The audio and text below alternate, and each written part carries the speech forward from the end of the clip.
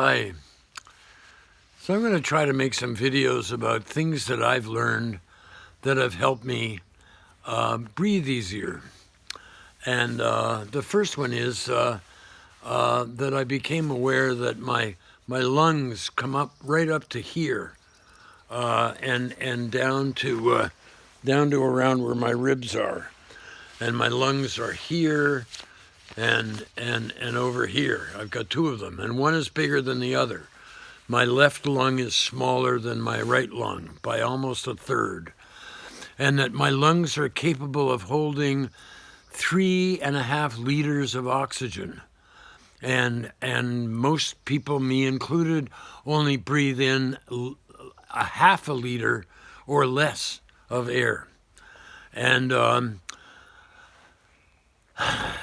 that I have mucus, and the mucus is like a reaction against all the things that my body doesn't like.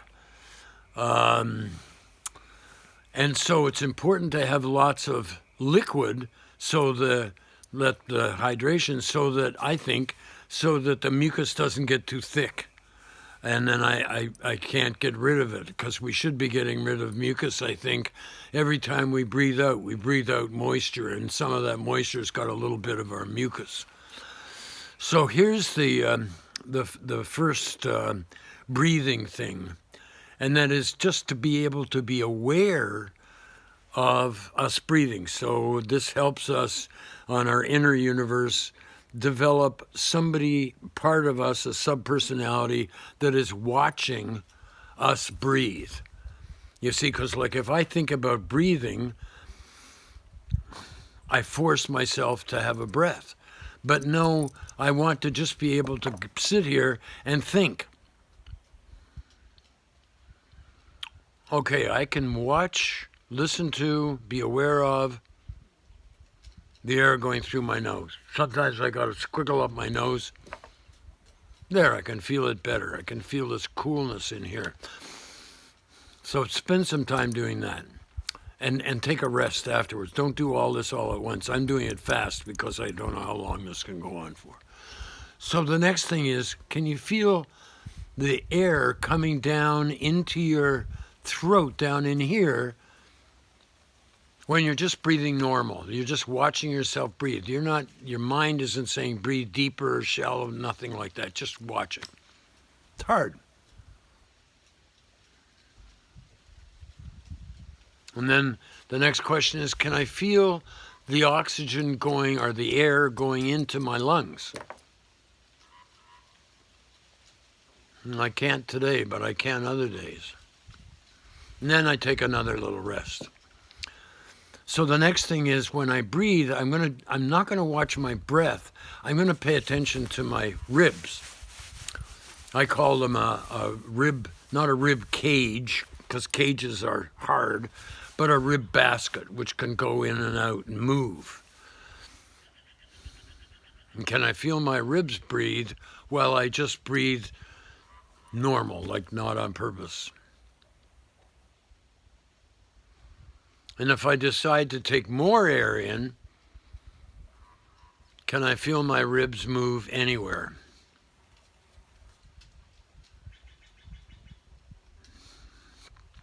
Now, I've spent a lot of money taking lessons on how to learn all this stuff. One of them is called, by the way, I've got to tell you about spitting and horking and stuff. It's called the Feldenkrais Method, and I learned how to do that stuff. And it's about being aware of what moves in my body, particularly my ribs. So feel your ribs with your fingers. Maybe put your hand over your chest and then watch. Does your hand move?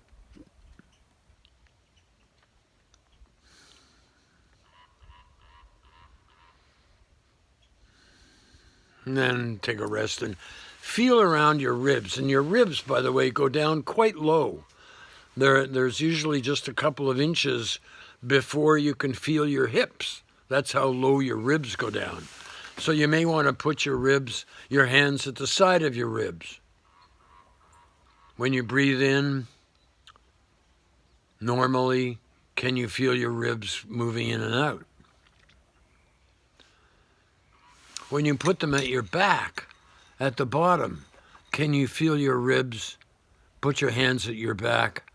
Can you feel your hands being pushed away by your breathing, your ribs moving? And put your hand up here.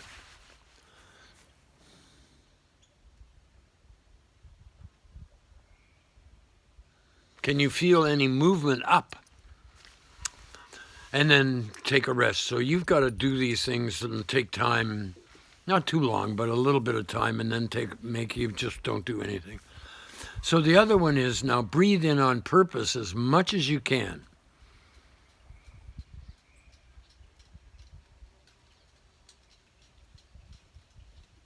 And then breathe out as much as you can. And slowly and through your nose, and I'll make another video about why nose is better.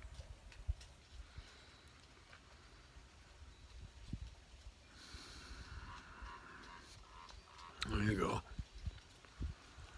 And now breathe in and just have your belly go out so that your ribs don't move. And belly breathing has become very overpopularized. We have to learn how to breathe with our ribs, with our belly. But anyway.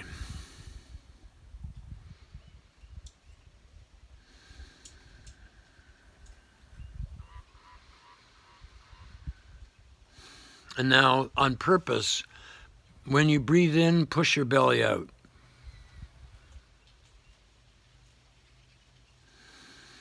And when you breathe in or breathe out, pull your belly in. Belly out, breathe in, breathe out. And then try it where you don't move your belly this time. Bring your pubic bone up towards your chin, and then just breathe with your belly, or your chest rather. So you make your chest as big as it can and as small as it can. And notice, what are you feeling? And you might feel pain because your ribs might not have been moving enough.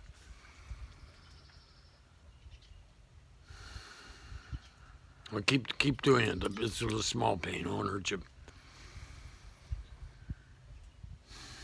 And do that a lot. And do it through your nose, because if you don't do it through your nose, you're liable to get lightheaded and alter your state of consciousness too much. So this time, breathe out as much as you can until there's almost no more breath. Hold your breath. And then stick your belly out with muscles. And then pull your belly in with muscles. And then stick your chest out with muscles as far as you can. And then do that many times. And then here's another thing.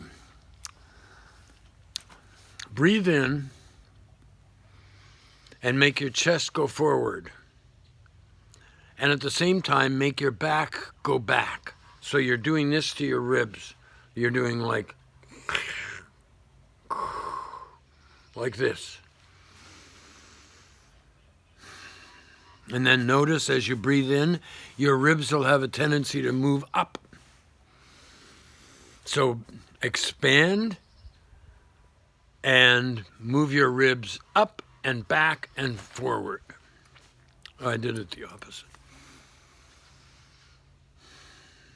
You might feel your shoulders, when you breathe in, go back a little bit.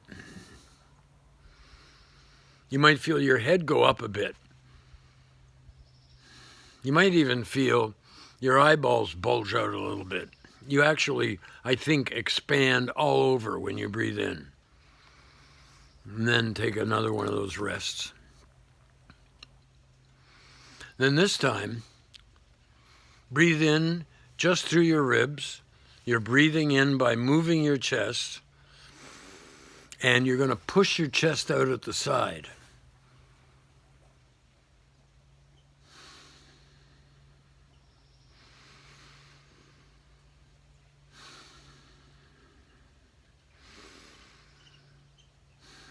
Try not to move your belly.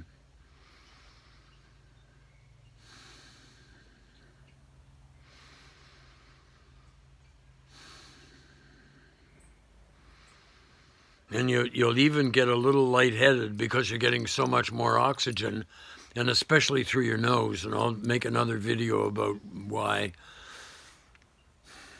And then have a rest. You got to have lots of rests while you're doing this, and then gradually you can do it for longer and longer periods of time. So the next move we're going to do, imagine that you're going to breathe in and you're going to put your hands at where your ribs are at the side down here. And you're going to be getting your hands to watch when you breathe in and expand your chest, that your hands actually go down, your ribs go down.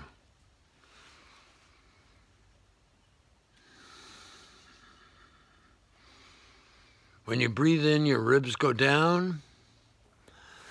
They go out at the side. They go up. It's your lungs expanding here that pushes all this stuff up. And your chest goes forward, up, out, back, and down. And so imagine your ribs are kind of going like this. And you can help by getting the little app program called Essential Anatomy. And you'll get to see where your lungs are and see how they fit into your ribs and how everything is connected.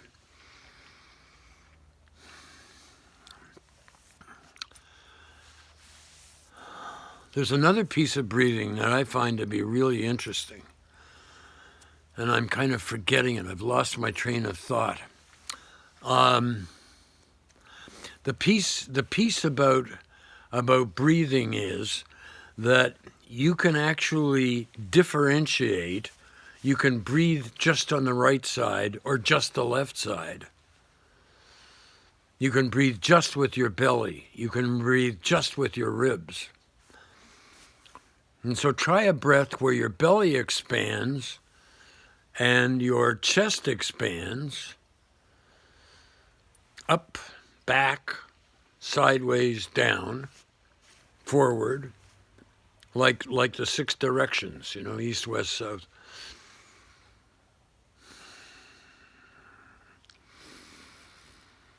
Now you're getting into 3.5 liters of air going into your lungs. And oxygen is a great destroyer of viruses and bacteria.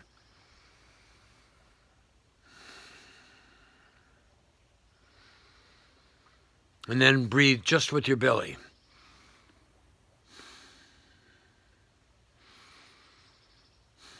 And then breathe just with your ribs. And when your ribs collapse, like you make them smaller, and you're breathing out, you'll notice your belly may go out a bit, and that's good. That's all good. You have to learn how to do everything many, many, many ways.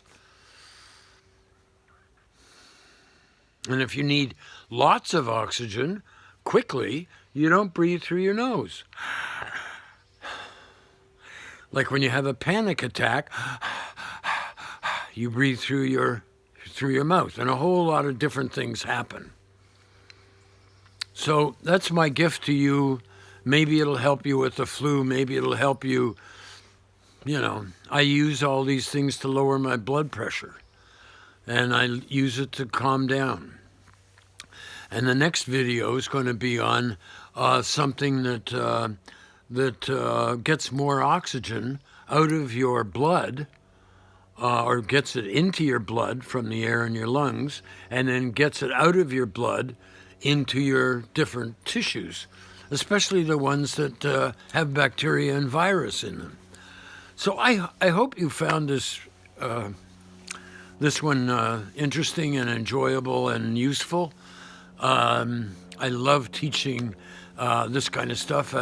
Before they abolished health classes, and why, I don't know.